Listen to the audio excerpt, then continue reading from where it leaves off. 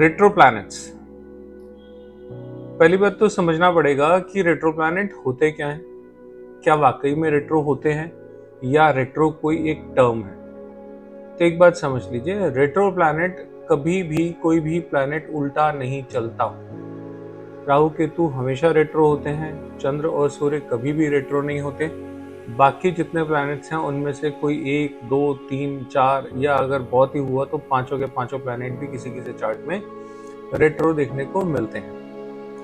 Retro planet का मतलब है कि आपके पास्ट लाइफ के कुछ पेंडिंग कर्मास हैं towards that planet and towards that particular house where the retro planet is sitting.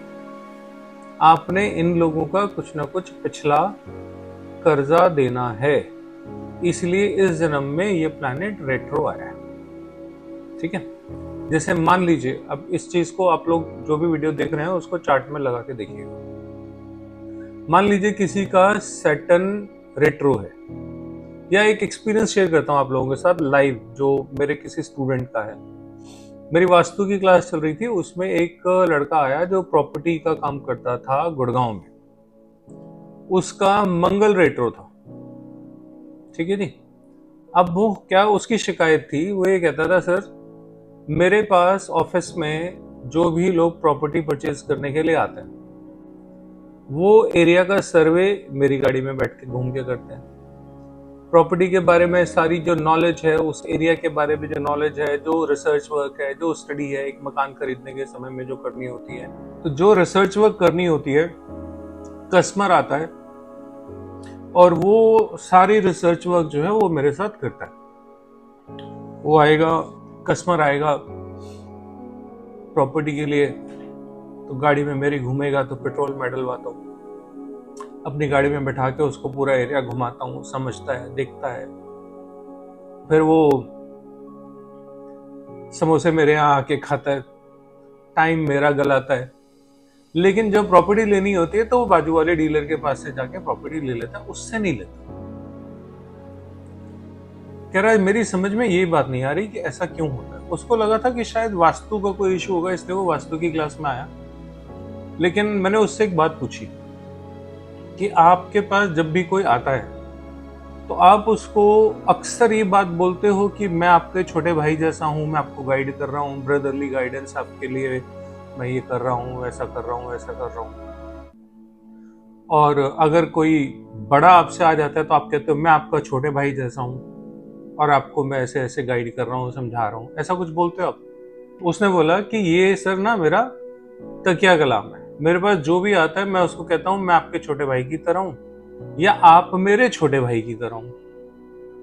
लेकिन दोनों ही तरफ से वो मंगल को ही साउंड कर रहे हैं और मंगल उसका रेट्रो है।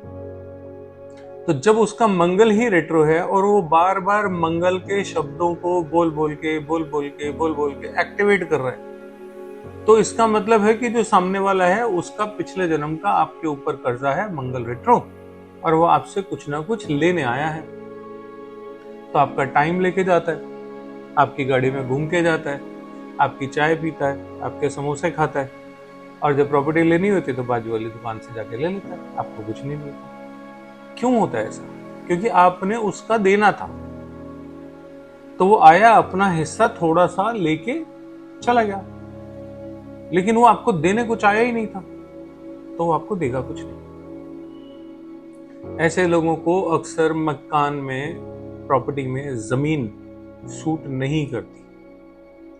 अगर किसी का मंगल रेट्रो है तो उसको जमीन सूट नहीं करेगी, अनलेस वो जुपिटर से ब्लेस्ड हो। अगर जुपिटर से ब्लेस्ड है फिर कोई दिक्कत नहीं होती, लेकिन अगर जुपिटर से ब्लेस्ड नहीं तो फिर उसको प्रॉपर्टी में हमेशा नुकसान होगा, परेशानी होगी, दिक्कत होगी। मंगल रेट्रो हस्बैंड भी होता है, तो अगर रेट्रो मंगल है किसी फीमेल के चार्ट में तो उसको अपने हस्बैंड से कोई ना कोई दिक्कत या हस्बैंड को कोई ना कोई दिक्कत होगी। या तो हस्बैंड से बनेगी नहीं, या हस्बैंड की सेहत ठीक नहीं रहेगी, या कुछ भी ऐसा होगा। बट शादीशुदा जिंदगी में कहीं ना कहीं कोई ना कोई दिक्कत होगी। जुपिटर से ब्लेस है फिर कुछ नहीं होगा।